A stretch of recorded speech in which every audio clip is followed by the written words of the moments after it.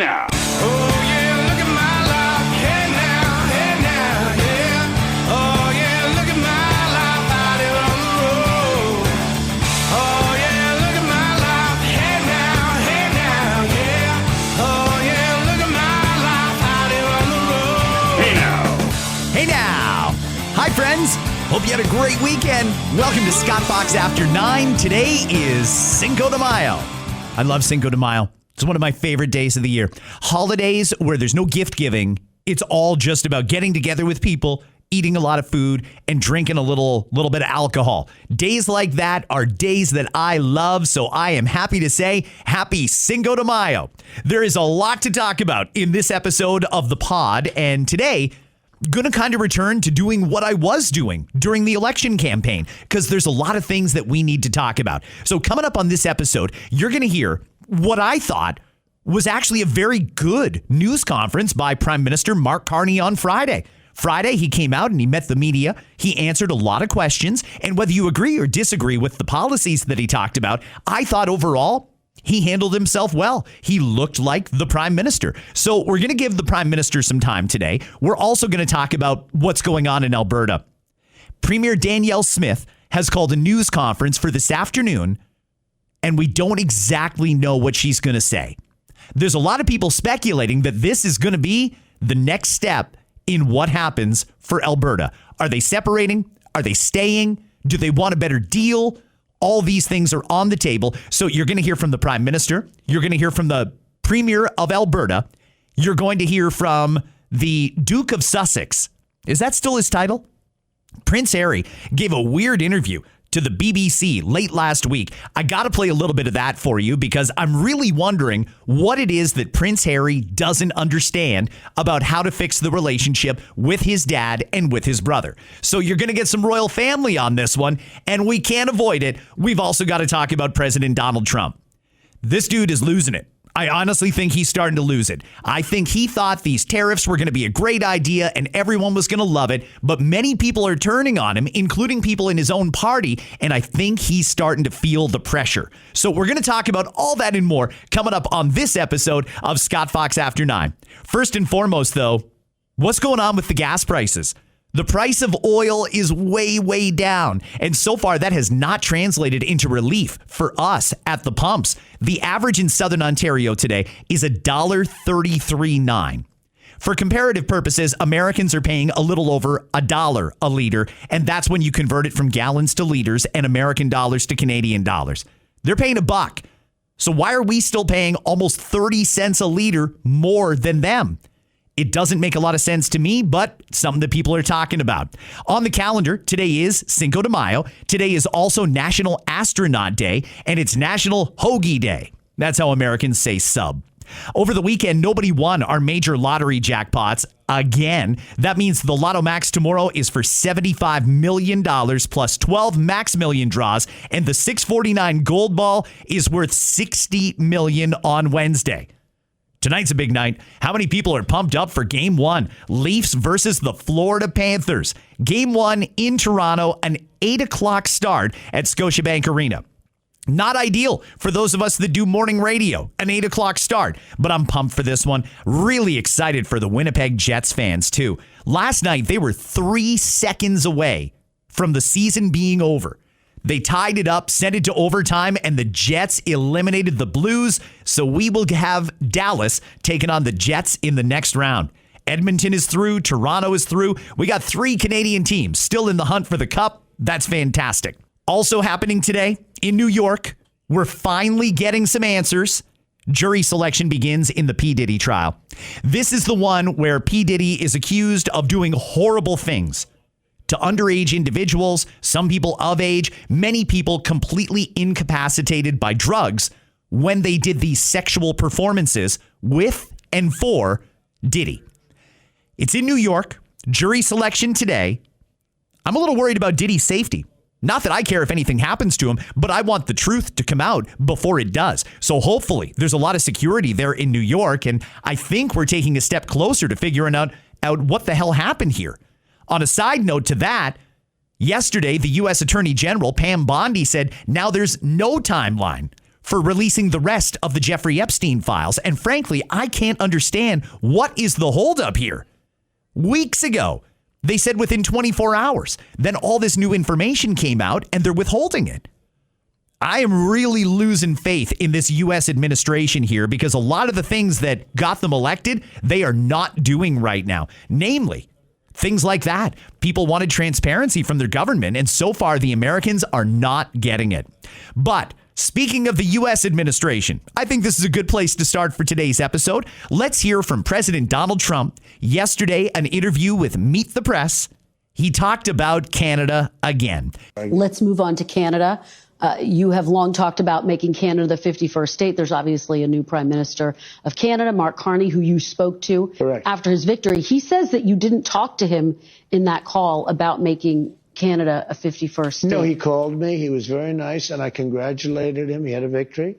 It's a very close victory. It's there's no majority or anything, so that's going to make things a little bit difficult, I think, for him to run. But he nevertheless had a victory, and he's a very nice man, I think. Do you plan to talk to him about making Canada a 51st state? He wants to come and see me. He's going to come this week or next week. So will you talk to him about making Canada a 51st state, annexing Canada? I'll always talk about that. You know why?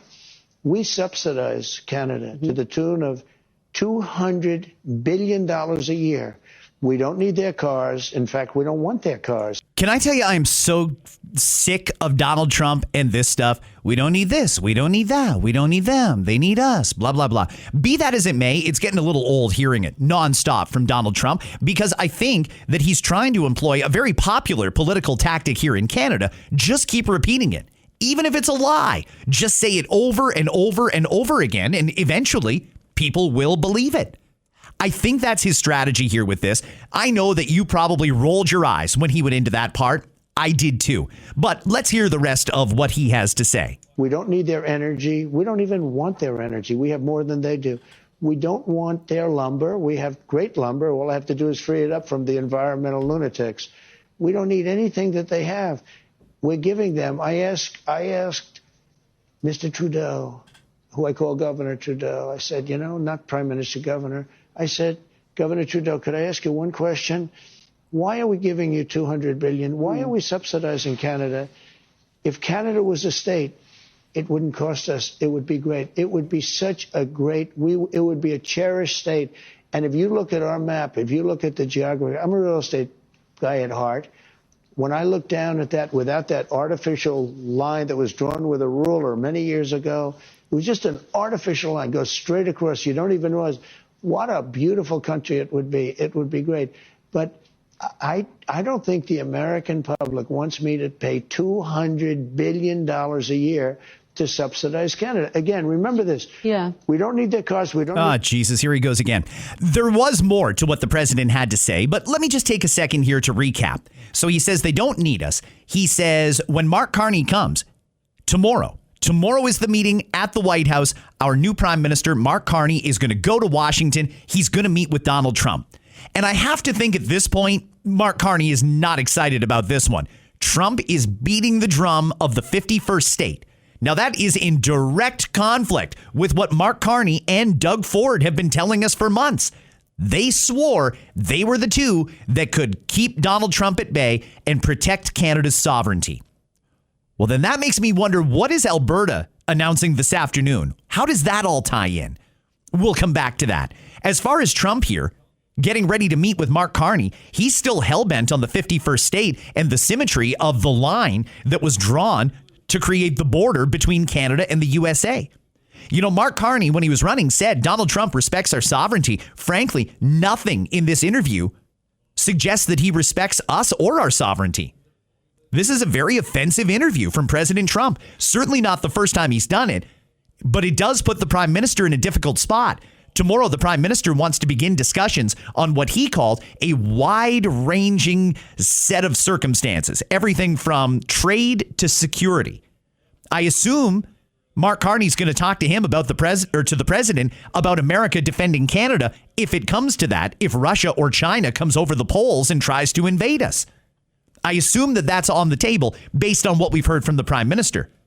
Doesn't sound like Donald Trump is interested in anything other than the 51st state. And of course, when things go south at the White House, as did with President Zelensky from Ukraine. We all saw that fiasco. I think in the back of Mark Carney's mind, that's got to be there. If this doesn't go well, this is going to turn into a major incident. He's got to be prepared for that, I think, because Trump does seem to be losing it. I'll say it. He seems to be losing it. He's repeating himself, can't seem to articulate why he wants Canada or what his plan is. He's all over the place. I don't even really want to give him much time, but he is the president of the U.S. He is meeting with our prime minister tomorrow. So I'll finish out this clip. It's about another minute long. We do very little business with Canada. They do all of their business practically with us. They need us. We don't need them. You and I talked, and I asked you if you would rule out military force to take Greenland, and you said no, you don't rule out anything. Would you rule out military force to take Canada? Well, I think we're not going to ever get to that point. It could happen. Something could happen with Greenland. I'll be honest. We need that for national and international security. But not with I think Canada? It's highly unlikely. I don't see it with Canada. I just don't see it. I have to be honest with you. Okay, but you don't rule it out for Greenland. And by the way, Canada, they spend less money on military than practically any nation in the world. They pay NATO less than any nation. They think we're subsidized. They think we are going to protect them. And really, we are. But the truth is, they don't carry their full share, and it's unfair to the United States and our taxpayers. But you are not ruling out military force to take Greenland. I don't rule it out. I don't say I'm going to do it, but I don't rule out anything. No, not there. We need that. We need Greenland very badly. Greenland is a very small amount of people, which we'll take care of and we'll cherish them and all of that. But we need that for international security. All right. President Trump there talking to Meet the Press. He said a whole bunch of things. And again, he's all over the place. Does he still need Greenland if he gets Canada? If Canada were to become the 51st state, would he still need Greenland? Because I think he wants Greenland because he wants access to the Arctic. Or is there something in Greenland that he wants? We don't know. You know, he sits down and does these interviews, but we never seem to get answers. I don't know how Mark Carney is going to handle this tomorrow. I really don't, because it seems like Trump is hell-bent on getting a win here. Now, a win would probably be for Mark Carney to say, Canada is either going to outsource our security to the Americans full stop, or Canada is going to remain an active part of NATO, but we're going to meet our NATO spending targets. That's a major irritant for the Americans. If we could get to that, maybe that would show a little bit of progress in dealing with Donald Trump and trying to prevent this 51st state thing. But it's not just Donald Trump wanting us. We've got a whole bunch of problems here. Like I said earlier, Alberta news conference this afternoon. What are they announcing? Are they going to unilaterally declare independence? Are they going to pave the way for a referendum? Don't know yet. As I record, it's about 9:30 in the morning. This news conference is scheduled for 3 p.m. with Alberta Premier Danielle Smith. In fact, I'm going to play a little bit of Premier Smith coming up in this episode. But before I do, I began this episode by saying that Mark Carney did a very good job on Friday, and I'm going to double down on that. He's not the guy I supported in the election, but he is my prime minister. He's leading this country, and I think that we have to get behind our leaders until they give us a reason to not. And so far, I haven't really seen anything that Mark Carney has done to make me think that he's got nefarious interests here. I have to think that he's interested in governing the country, seemingly from the center. And frankly, I think that's what most Canadians want. So let's get to the Prime Minister and a little bit of his news conference that he did Friday. I'm going to begin with the opening statement and then get to some reporter questions. Thank you very much, Mia. Bonjour tout le monde. Good morning, everyone. On Monday, Canadians elected a new government to stand up to President Trump and to build a strong economy. Canadians also sent a clear message that their cost of living must come down and their communities need to be safe. As Prime Minister, I've heard these messages loud and clear, and I will act on them with focus and determination. Good. Yeah. All right. You got the message. You realized, because we were almost exactly evenly split at the polls, Canadians are still worried about crime in the streets. We are still worried about the cost of living. It was actually refreshing to see Prime Minister Carney not only talk about that, but he says he's going to work on it. He's going to make it a priority. I'm going to suggest to you that that is a pivot from when Justin Trudeau was the prime minister. Trudeau knew all along the middle class was struggling and he didn't do anything to help us out. So if Mark Carney delivers any relief, that's going to be good news. Here's more of what the Prime Minister had to say yesterday. Canadians at rallies, on social media, and around the dinner table. I am committed to working with others, governing as a team in Cabinet and caucus, and working constructively across parties in Parliament, working in real partnership with provinces, territories, and Indigenous peoples, and bringing together labor, business, and civil society to advance the nation-building investments that will transform our economy. In the coming weeks, I will unveil more of our plans to engage with Canadians as we embark on the biggest transformation of our economy since the end of the Second World War. That's something that I'm wondering about. What does that mean? What is this transformative economy that Prime Minister Carney wants to create? Now, right now, all I can do is speculate, and based on speculation, I don't know that I'm going to love this. However, give him the benefit of the doubt. Apparently, something big is in the works, and it has to do with our economy. All great words from the Prime Minister there on Friday. I thought he handled himself very well. He was composed and measured. He looked like a prime minister. He did it in the National Press Gallery, which doesn't happen very often anymore. I didn't even think they use that room. Usually Trudeau likes a big backdrop when he speaks, right? He wanted Rideau Hall behind him, or he wanted the House of Commons behind him. Mark Carney is just doing what prime ministers always did until Trudeau came along and using the press room. Great. I think that is good. To me, that signals a bit of a reset. It signals that he's aware of the criticisms of Trudeau. He's aware that people are not happy right now. No knocks at all on Mark Carney. Again, he's not the guy I supported, but he did win. So we've got to give him the benefit of the doubt and give him a little runway to impose whatever it is he wants to impose. But right now, I want to get to some of the Q&A. I thought the Prime Minister gave some good information in this one. Let me share some of the questions he answered. Good morning, Prime Minister. What specifically do you want to get out of your first in-person meeting with President Trump, and will you be focused on trying to get the tariffs lifted? Thank you for the question. For the first meeting, as I mentioned in my remarks, and the President and I discussed when we had our constructive call, there are two sets of issues. There are the immediate tariffs, both sectoral and so-called reciprocal and fentanyl tariffs, and then there is the broader relationship. So addressing both sets of issues. We'll see how that progress goes. It's important to get engaged immediately, which has always been my intention, has always been his intention, and I'm pleased to have the opportunity for quite a comprehensive set of meetings that will take place on Tuesday. How do you avoid an Oval Office ambush like we saw happen to President Zelensky? Look, I go there with the expectation of constructive, difficult, but constructive discussions. That's the spirit of the conversations that the President and I had. You go to these meetings well prepared, understanding the objectives of your counterpart, and always acting in the best interest of Canada, and we'll go from there. Thank you. Okay, so he's thought about it. It's crossed his mind that this might go south, kind of like the Zelensky meeting.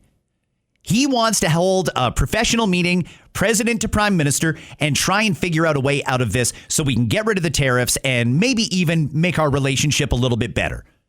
Okay, great. But then yesterday, Donald Trump on Meet the Press went off. I mean, you heard that just a few minutes ago. If I'm Mark Carney, I'm a little nervous about how this is going to go down tomorrow in Washington. But a fine answer there. Very different from what we heard on the campaign trail, though, isn't it? Like, if I'm being honest here, Mark Carney made it seem like him and Trump had a good relationship. Trump respected our sovereignty. As soon as Mark got elected, they would sit down and they'd work out a deal. Maybe they will, but it definitely doesn't sound like it was a positive, respecting our sovereignty relationship between Carney and Trump. Doesn't sound that way, and that is the way it was portrayed during the election campaign. Let's get to more questions for the Prime Minister. I've already indicated to Mr. Poilievre that if it's the decision of him and the Conservative Party to trigger, if I can put it that way, a by-election, I will ensure that it happens as soon as possible. Okay. No games, nothing, straight. Very impressive. In fact, I even congratulated Prime Minister Carney on social media for that, because that's the way it should be, and I thought that was good statesmanship from him. Carney won. The Conservatives lost. Pierre Poilievre lost his own seat. Really strange how that happened, though, by the way. I'm hearing some strange things about that particular riding. And isn't it also strange that Australia just held elections as well? Same thing. The center-right party was set to win. And then there was a major divergence in the polls. Things flipped around. And not only did the center-left party win, the leader of the center-right party lost his seat. Almost exactly the way it went down in Canada. Strange, but I'll put a pin in that. Either way, Prime Minister Carney is quite right to do that for Pierre Poilievre. It's part of being humble in victory. It's part of fostering more transparency and a better democracy for Canada. We want whoever the leader of the Conservatives is to have a seat in the House of Commons. Now, because Pierre Poilievre lost his seat, he has to go elsewhere. One of the Conservative MPs in a very safe Conservative riding in Alberta, Crowsfoot, I believe it's called, offered to step down so that a by-election could be called and Pierre could run. I think it's very, very impressive that Prime Minister Carney, who could wait a full 6 months to call this by-election, has said he's going to do it quickly. He won't wait, no games. Now, it remains to be seen if he actually follows through on that. But if he does, I think that's a classy thing to do. I think that's a responsible thing to do. If Pierre Poilievre gets elected in that riding, he will have his seat. In the meantime, somebody is going to have to speak on behalf of Poilievre in the House of Commons, but all the other things that the opposition leader does can be done from his office. It doesn't need to be done in the House. Another thing on that is apparently there are reports that Pierre Poilievre is going to have to move out of Stornoway, the residence of the leader of the opposition, because he's not a member of Parliament at the moment. I think it would be a nice gesture, and maybe it has gotten dealt with in the meantime. I think it would be a nice gesture if the Prime Minister allowed Poilievre to stay there. There's no reason to think he's going to lose this by-election. Then maybe we might have to make a decision if he does. But in the meantime, don't make the guy with his kids, one of them high needs, move out of Stornoway for 6 months only to move back into Stornoway on the technicality that he's not an elected member of Parliament currently. No reason to think he won't be.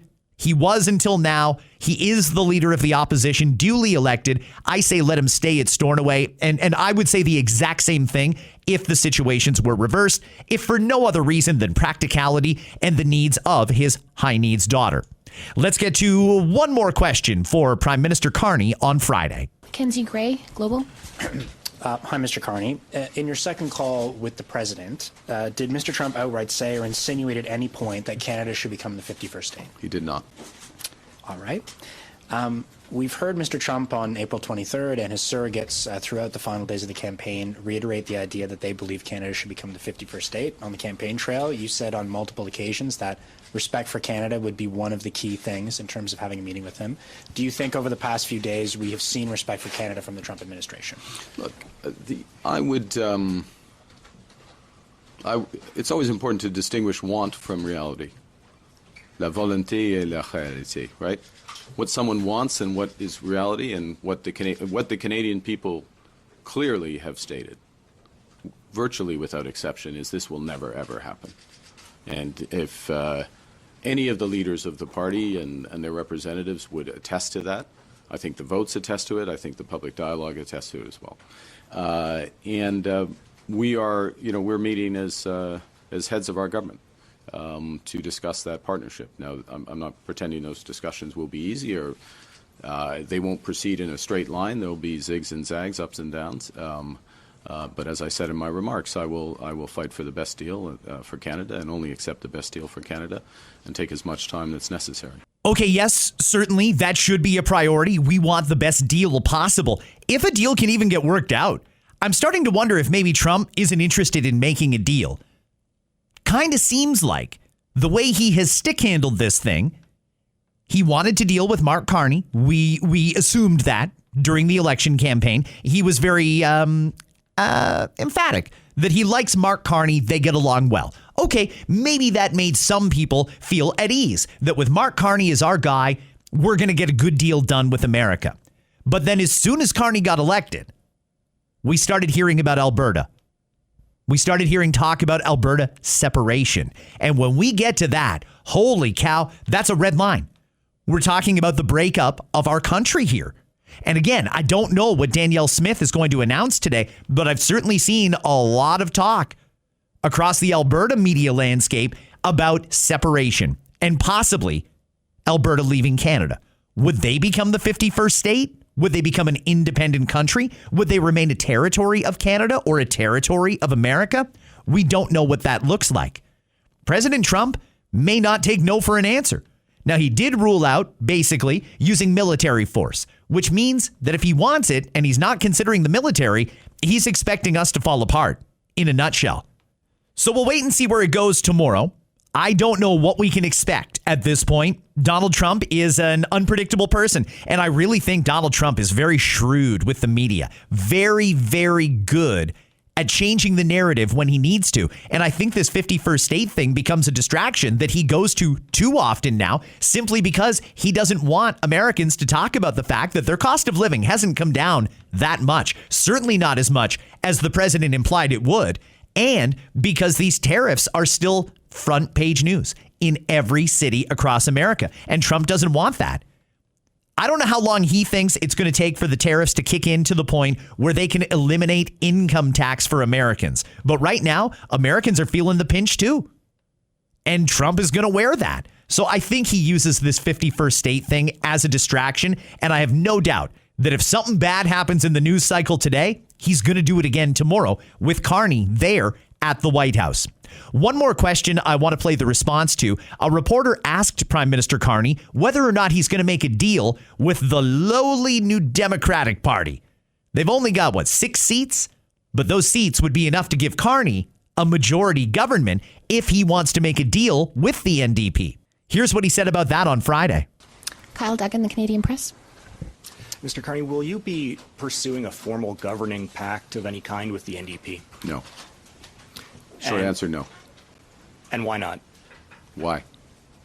That's my response. Is we campaigned on a very clear set of objectives, very clear policies to back those up, and we received the highest number of votes in Canadian history. Yes, it is not quite a majority, but highest number of votes. As I said moments ago, majorities in 7 of the 10 provinces, seats in all the provinces, highest vote totals and deputy counts in a number of those provinces. And it's also a style of governing as well, which is in order to do what we need to do as a country, we will need to work in partnership with all the provinces, with Indigenous peoples. Yes, obviously, by definition in Parliament, we will need to get majority support to pass legislation. But this is legislation that Canadians, or at least we will be putting forth legislation that's consistent with our platform and consistent with the requirements of the time. And I'm going to cut the Prime Minister off there because I feel like he's caught up in a bit of a word salad. Basically, what he's saying is, he got elected to implement his agenda, not the NDP's. So when the NDP comes along and says, hey, we're going to let this government fall unless you do something like dental care, pharmacare, $10 a day childcare, these really expensive programs. Trudeau took that every single time. Oh, is that all we have to do is spend $50 billion? No problem. I'll take your support. Carney seems to not want to do that. And he's also quite right. He doesn't need the NDP. The NDP is going to vote with him or they're going to the polls too. And I don't think the NDP wants that because it'll probably be the end of the New Democratic Party as we know it. They might not have any seats if we have to vote again. So the NDP needs the Liberals far more than the Liberals need the NDP. I think Carney is quite right to have a little bit of swagger here and say, we don't need them. Why would I make a deal with them? If they want a better existence in Parliament, they will go to him and try and join his party and become Liberal members for their ridings. They're not going to get very far, though, as members of the NDP. That's where I'm going to leave Prime Minister Carney. Hopefully, you got something out of that. I didn't hear a ton tangible, but what I did hear, I liked. I'll give the Prime Minister credit one last time. That sounded quite good. He was prime ministerial, measured in his responses, calm, not freaking out about the Donald Trump thing, which is good. That meeting is going to be tomorrow, and I'm sure that's going to create a whole other set of things. But either way, for now, everything seems to be good, and it's kind of nice that the temperature has come down a little bit. We were so amped up for so long during that campaign. Now, even if it is your guy that lost, at least we can move on to the business of getting Canada back on track. And whether or not Carney has the right plan or the wrong plan, we'll see. Either way, it was nice to have a little bit of calm. He is the prime minister, and he did a good job on Friday. I have no problem acknowledging that. And I will call him out when he makes mistakes, but when he does well, I got to give him credit for that too. But right now I want to move on because there's another person we got to cover in this podcast. She is the Premier of Alberta. She could be the one who breaks up Canada. Maybe. Actually, it wouldn't be her specifically. The people of Alberta would have to vote that way, but it seems like they're going to be voting. Here's a little bit of Premier Smith.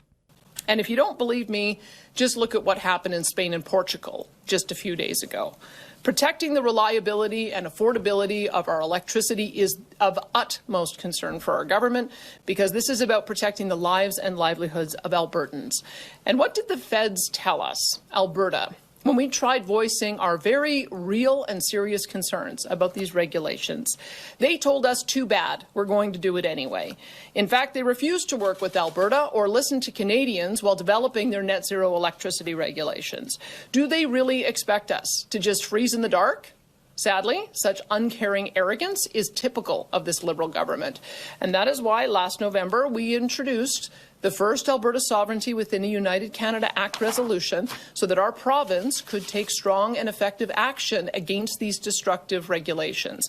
And today, we are taking another step to protect Albertans' livelihoods by challenging the constitutionality of the net zero electricity regulations in the Court of Appeal of Alberta, and we look forward to making our case.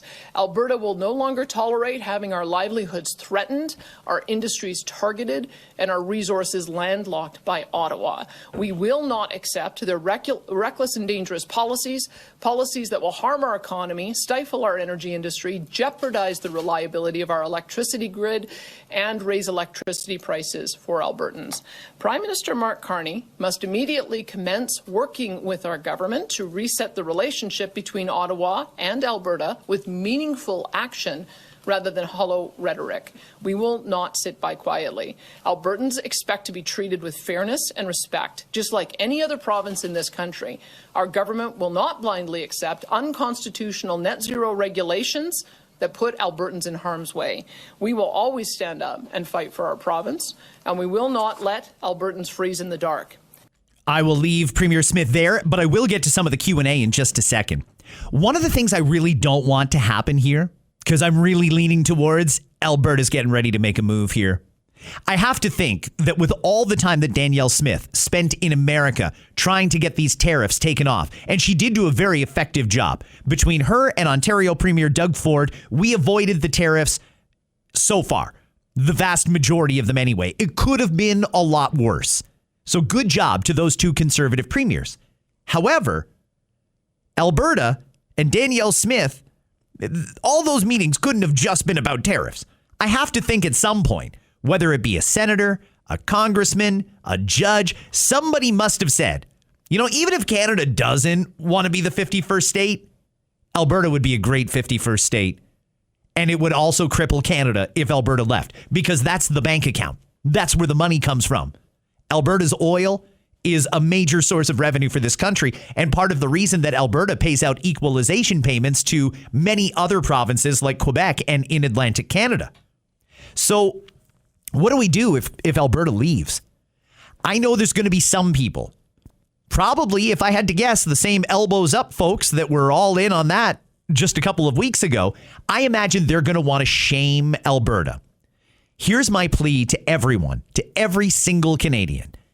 If Alberta decides they want to go down that road and have a referendum on becoming independent or becoming free from Canada or joining America, if they get to a referendum, we have to do with Alberta what we did with Quebec back in the 90s. Quebec was close to separating. They wanted it done. They had a referendum and it was close. We almost lost them.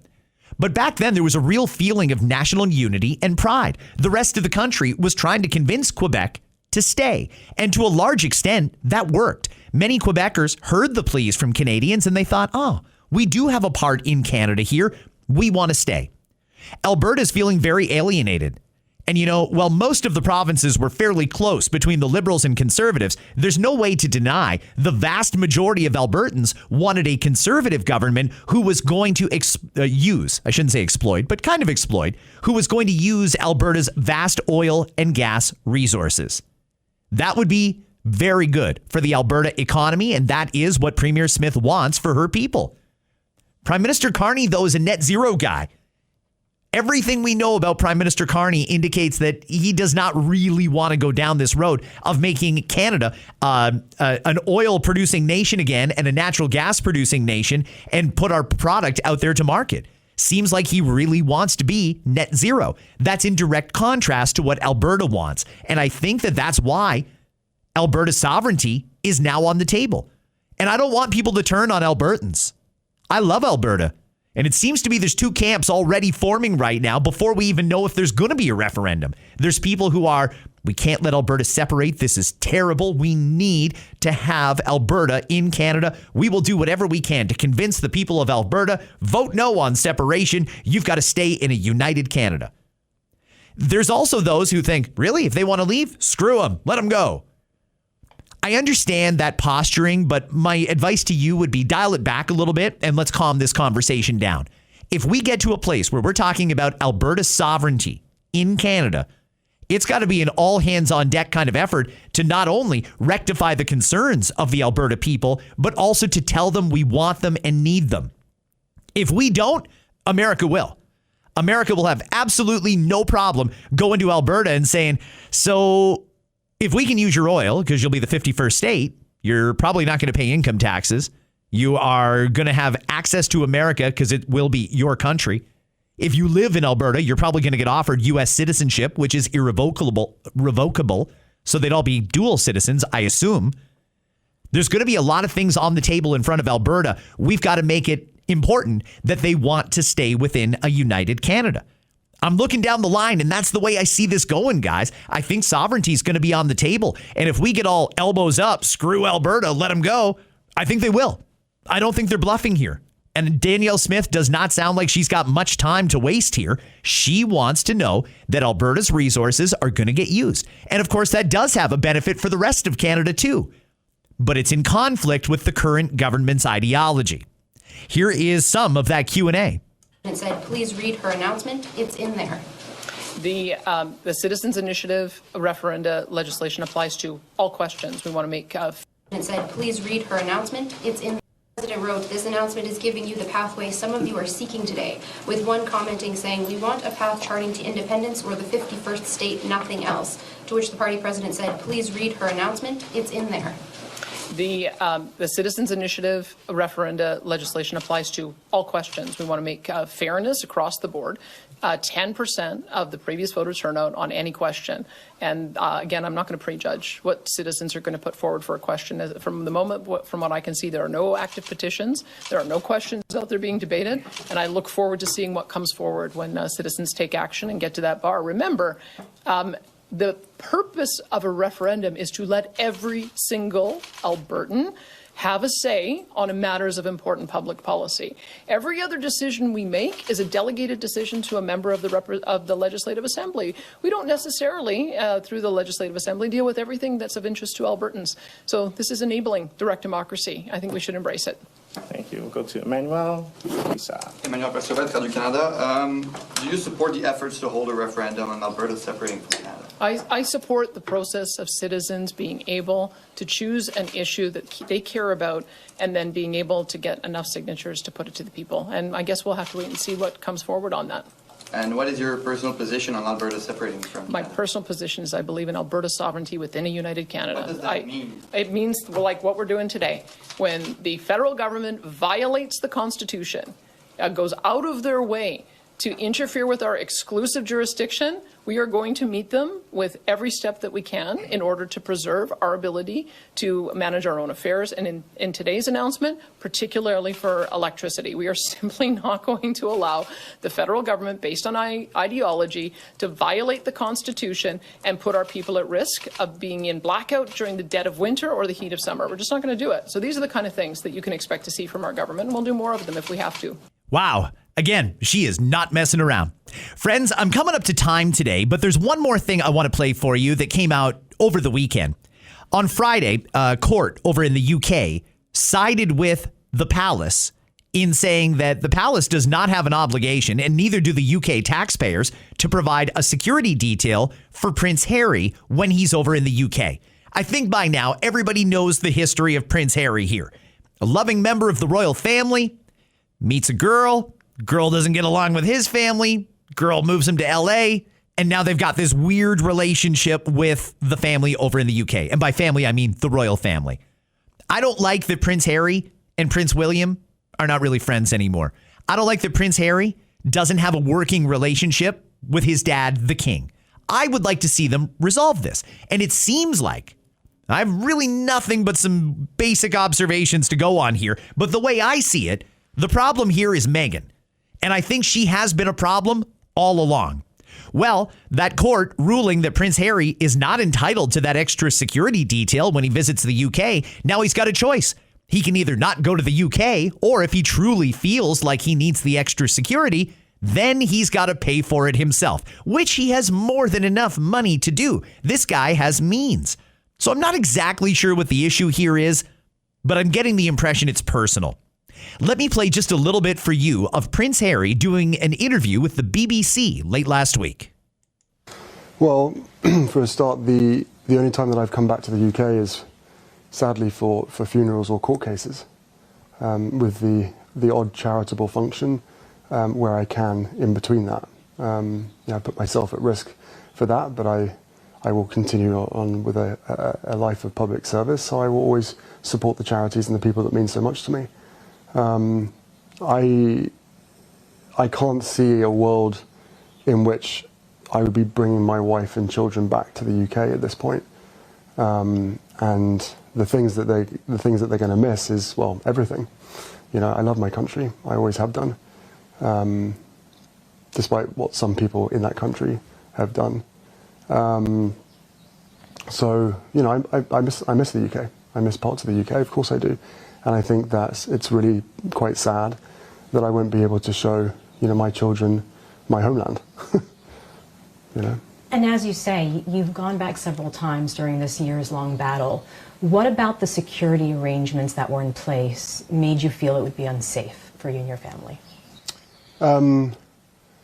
There's only so much that I can say because of the redaction process and the national security matters at hand, but everything. Because in beginning of 2020, I was scored the highest as far as risk was concerned. And then overnight, I was reduced to the lowest without actually going through the risk management board. So one does question how that is even possible, and also the motive behind that at the time. And that was in 2020. And as hard as it is to appreciate or understand why the decision was made the way that it was in 2020, the hardest thing for me has been the fix of that decision for the last 5 years. The fact that I still haven't had a risk management board assessment done for me over the last 5 years. I'm really not sure what Harry doesn't understand here. He walked away. He met a girl lured him to Hollywood, he walked away. And in this interview, he talks about how he would love to have a better relationship with his dad, the king. He knows his dad doesn't have a whole bunch of time left. In fact, his dad, the king, is battling cancer. We haven't had an update on that cancer in quite a while. Apparently, he would like to fix that relationship. I'm going to suggest to Prince Harry here. You know what? Let me just play the clip before I get to that. The only thing that's left. Of course, some members of my family will never forgive me for writing a book. Of course, they will never forgive me for lots of things. But, you know, there is. I would love reconciliation with my family. There's no point in continuing to fight anymore. As I said, life is precious. I don't know how much longer my father has. Okay, then fix it. Harry, it's not too late. You wrote the book and that pissed everybody off. They told you not to do it and you did it anyway.